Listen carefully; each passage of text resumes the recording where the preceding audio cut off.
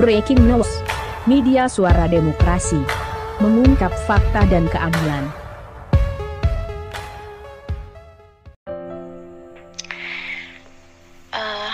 Pada hari Rabu kemarin, tanggal 22 insya Allah, jam 2 siang ya, seyogianya di Mekar itu di kelompok 1, 2, 3 akan ada pencairan atas nama Ibu Misna. Berhubung angsuran itu tidak lengkap, jadi pencairannya itu pending.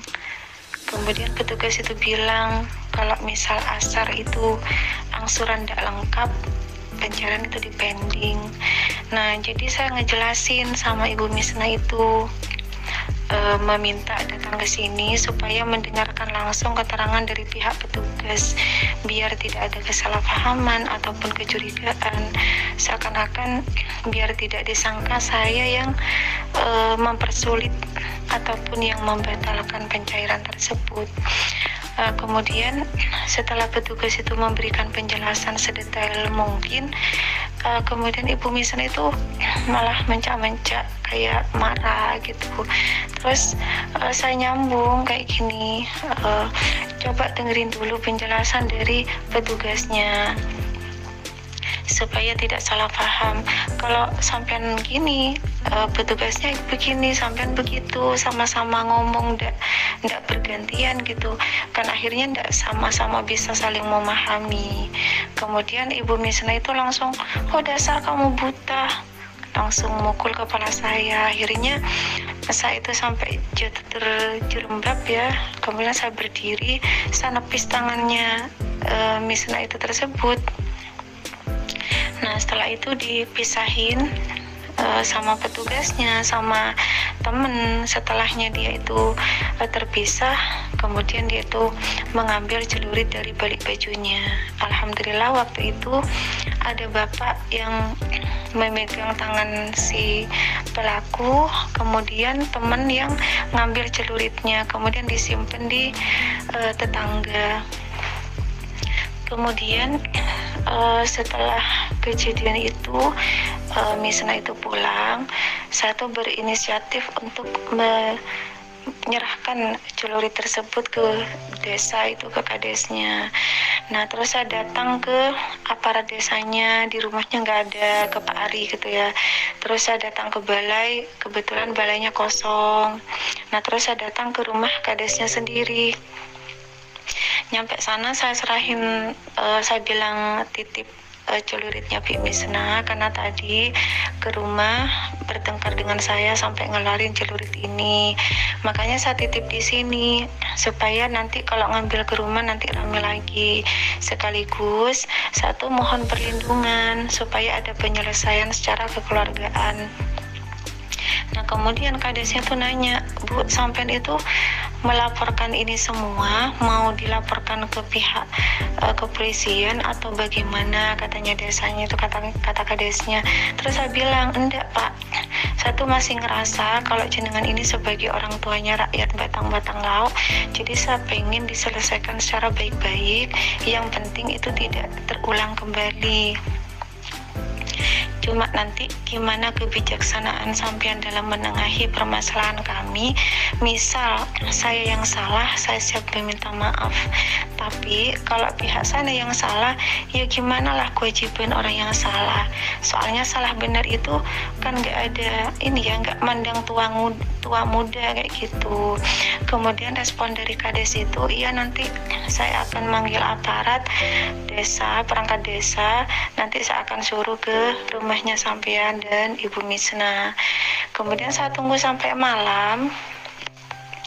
Utusan dari desa tersebut, dari kades tersebut tidak ada, sampai besok paginya kurang lebih jam 7-an Tohir itu datang ke rumah saya. Kemudian langsung marah-marah, katanya saya menfitnah, menfitnah, seakan-akan saya ngomong ke Bi Misna kemarin, saya katanya bilang suruh jual harga diri istrinya untuk bayar hutang ke saya gitu. Padahal saya tidak bilang, saya bilang sudah ke Tohir, kamu jangan mendengarkan penjelasan sepihak, kamu redahin dulu emosinya. Jadi kamu kan sudah ngerti karakternya mertuanya kamu, saya bilang kayak gitu. Jadi kamu jangan sampai rusak hubungan kita gara-gara kamu terima fitnahan dari Ibu Misna. Tapi Tohir itu nggak percaya, tetap sudah Pak, kalau kamu nggak ngerasa ngomong, aku tak panggilkan ibu, katanya. Ya sudah, sana panggilkan, aku siap mendatangkan saksi. Kalau memang nanti aku terbukti benar, kalau memang aku nanti terbukti salah, silahkan aku tampar. Tapi kalau aku nggak terbukti salah, kamu harus berani nampar itu Fik Misna, meskipun itu mertua kamu sendiri, katanya. Aku gitu kan ke Tohir. Kemudian setelah Tohir pulang yang bermaksud untuk memanggil Ibu Misna itu, aku telepon istrinya aparat perangkat desa, suruh ke rumah supaya kejadian yang kemarin itu tidak terulang kembali. Intinya saya tuh minta pelindungan lah dari aparat, dari perangkat desa, barangkali ada sesuatu yang tidak diinginkan supaya bisa dicegah secara dini. Namun saya tunggu setelah lama, Ibu Misna dan Tohir sama Dila itu datang, tapi perangkat desa yang saya hubungi itu nggak datang. Kemudian setelah Ibu Misna itu naik ke teras rumah, saya nanya, loh, saya tuh ngomong apa kemarin? Kok sampean fitnah saya bilang gini, katanya. Saya kan ke Fik Misna, enggak, kamu ngomong, kan kamu orangnya ibadah. Kalau kamu orangnya suka ibadah, kamu bersumpah. Saya sudah bersumpah demi Allah, demi Rasul, saya enggak pernah ngomong istrinya Tohir ini suruh menjual harga diri untuk, maaf ya, suruh jual diri untuk bayar hutang ke saya. Tidak pernah, demi Allah saya tidak pernah. Terus Ibu Misna itu bilang, kalau kamu benar tidak ngomong, sumpah kamu anaknya buat sumpah. Saya sumpah anak saya mudah-mudahan tidak selamat dunia akhirat kalau memang saya ngomong kayak gitu. Nah sekarang berhubung saya sudah sumpah, sekarang sampean yang sumpah, katanya saya ke Ibu Misna. Anaknya sampean yang 3 itu jadiin sumpah juga. Nah ternyata Bu Misna itu tidak mau sumpah, nyumpahin anaknya tidak mau. Nah berhubung dia tidak mau, saya bilang ke Tohir, berarti mertuanya kamu tuh yang fitnah. Nah sekarang berhubung sudah terbukti aku tidak salah, kamu harus tampar itu mulutnya mertua kamu karena dia sudah fitnahin aku. Nah setelah itu sama-sama tidak terima dengan penjelasanku, Tohir itu langsung ngangkat kursi, kelempar, hampir kena gitu ya. Alhamdulillah satu langsung mundur gitu, kayak kaki kayak ada yang narik, alhamdulillah tidak kena. Habis itu ngangkat meja lagi, dilemparkan lagi. Nah kemudian sama bude saya tuh langsung saya ditarik ke ruangan tamu, ke dalam rumah, supaya tidak terkena lemparan kursi sama meja tadi. Nah setelah saya masuk ke dalam rumah, tiba-tiba rame di luar, Dila itu yang atas nama Dila itu langsung datang tuh, langsung menyerang tiba-tiba saat tangan saya masih dipegang budi saya. Nah kemudian saya tuh berusaha meronta dari pegangan budi saya, terus saya tepis tangannya Dila. Setelah saya tepis tangannya Dila, kan saya terjatuh, pas diserang Dila itu saya terjatuh sambil saya tepis tangannya Dila, lalu Dila itu nindihin saya. Seketika Dila nindihin saya posisi berusaha bangun. Nah di posisi setengah duduk itu tiba-tiba Misna datang, nyekik saya dari belakang, nyakarin wajah saya dari belakang, kemudian mukul kepala, mukul bahu sampai lebam kayak gini gitu kan.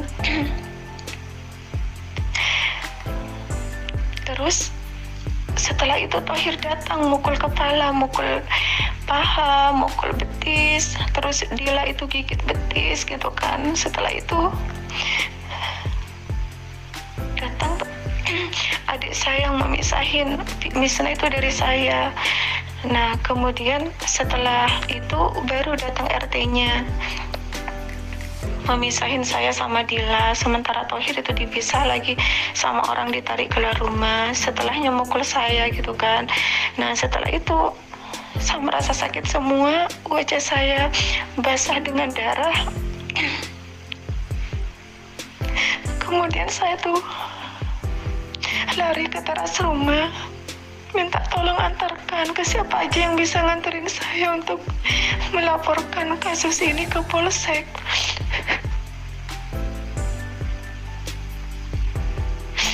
Nyampe sana saya bilang, saya adalah korban penganiayaan. Saya minta perlindungan karena kemarin saya sudah dipukul dengan diancam dengan pakai celurit. Saya sudah berusaha untuk cari kedamaian, menyerahkan celurit itu ke kadesnya. Ternyata sama kades belum ada tindak lanjutnya, terulang kembali ke esokan harinya. Saya bilang gitu ke Pak Angga. Terus katanya Pak Angga, kok bisa Thohir itu mukul sampean Bu? Maaf kan sampean tidak bisa lihat. Terus saya bilang, tangan laki-laki sama perempuan itu kan beda. Saya terasa banget waktu kepala ditonjok sama Thohir sampai lebam kayak gini. Habis itu, setelah itu datang dari kadesnya untuk mediasi supaya saya damai secara kekeluargaan. Ya otomatis saya tolak karena pedihnya wajah saya bekas cakaran itu belum hilang. Sakit karena lebam itu juga belum hilang. Saya merasa benar-benar sendiri mencari keadilan.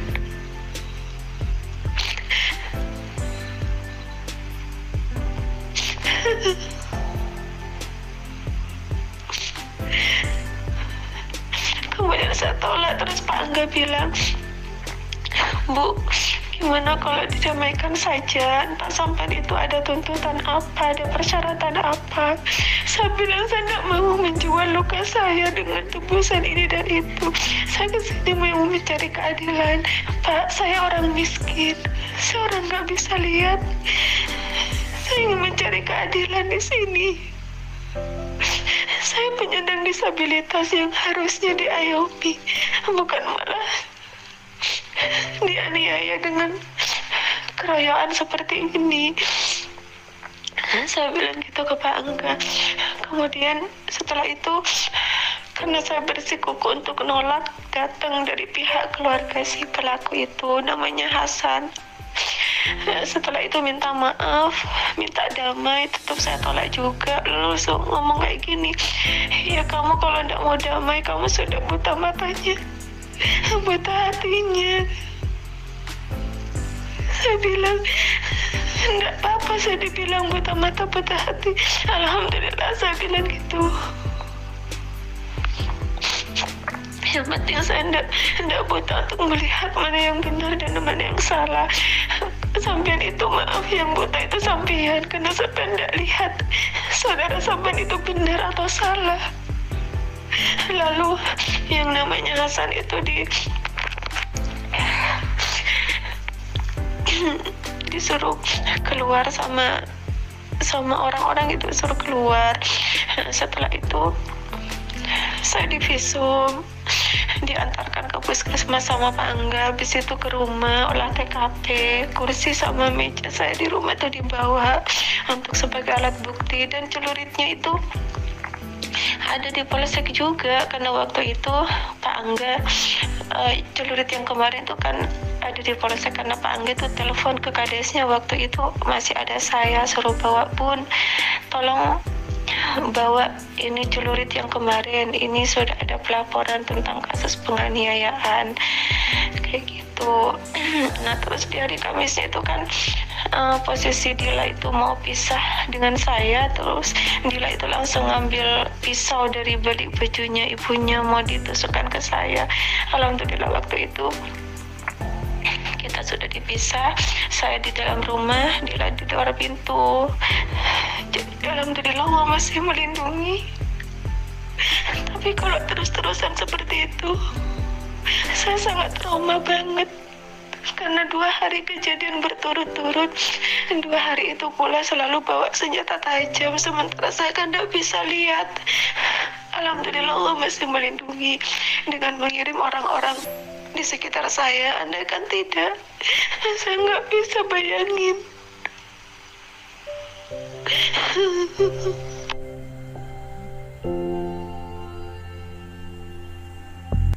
Aku, Mas Hadi, demi Allah, demi Rasul, aku benar-benar seperti itu. Ya tini, mbak nana ngalih ongku tini. Jangan kok ningali ongku Mas Hadi. Kimis nambi sadek demi Allah lah cuma Hadi. Masih ingat tak masih ingat adek mensuhayu buat na. Suhani yo dia mate. Mun tak berak engkok seningale ningale pasanan padu geso mekar jero ningale kadua laki bine. Sadek nak sampai iki baka manahwi mu engkau. Terakhir Pak Peluri ada iki baka manahwi. Sampai iki baka kali buna demi Allah lah cungkuk mentak temu bu. Nah mentak nami sadek Mas Hadi. Lagi pola. Pola ya. Bisa ada engkau. Jadi ada kepolisian. Apa ya masyarakat lah, masyarakat pasti mengetahui kapije itu memang sadek. Nah, aku siap tak cuman mendatangkan saksi situng dua, siap mendatangkan saksi lebih dari sebaktona entar kapolsek kan orang kampa dari pihaknya aku. Aku siap mendatangkan saksi lebih dari itu. Mon misal aku itu merekayasa laporan, cuma kesalahan dan kelemahannya di pihak aku di LP-nya itu mungkin direkayasa atau gimana. Padahal Pak Angga itu demi Allah, demi Rasul, aku dengar sendiri, bener dengar kiat ini, tempat Pak Angga ngocak, bun, arah beda korban alapur kasus tang petang lauk penganiayaan, cak na sadek na beda bukna, kayak beda jadi dengan demi Allah bukna gini, itu dia. Kan selalu kita beda sadek na musuh kali bun, musuh Pak Angga kali kantor polisi, kan terakhir musuh mana bisa sadek na kan? Nah ini boy Mas Adi, sampai tuh cross check sendiri ke kadesnya. Mungkin kian beda rekayasa, soalnya maaf ya Mas Adi kan tidak lihat sendiri pas kejadian, tak menyaksikan sendiri. Coba cross check ke kadesnya, apa bener Ibu Suhani itu bener-bener netep celurit neng balai desa pas hari Rabu sekitar kurang lebih setengah telok kan kejadian aku 2 setengah telok masuk aku ke sana. Demi Allah aku tak, ya mungkin kurang lebih itulah, demi Allah lah kayak gitu. Memang kronologinya aku tak mau aku tak buat dan hari Kamisnya itu benar nengali panjang sedilan anu lating taningali nah cuman orang luar kan nah cuma itu saya nengali dila nekuk lating itu menahwi terus Cipadel terus Manmoni terus lainnya juga orang seneng kuneng tanian dia itu nengali kapi dila saya nyacoa lating ke aku. Demi Allah, demi Rasul, aku tak selamat dunia akhirat. Mohon aku merekayasa laporan supaya jadi baby, supaya jadi Anda. Ini aku bersumpah, aku sampai mengeluarkan nama Allah itu tidak main-main. Hukuman di dunia ini tidak ada artinya sama sekali bagiku ketimbang hukuman Allah besok di akhirat. Misal aku merekayasa laporan atau bersaksi palsu, itu tidak ada gunanya bagi aku. Hukuman di dunia ini benar. Terima kasih telah menonton channel Suara Demokrasi. Jangan lupa tekan subscribe, like, and share ya.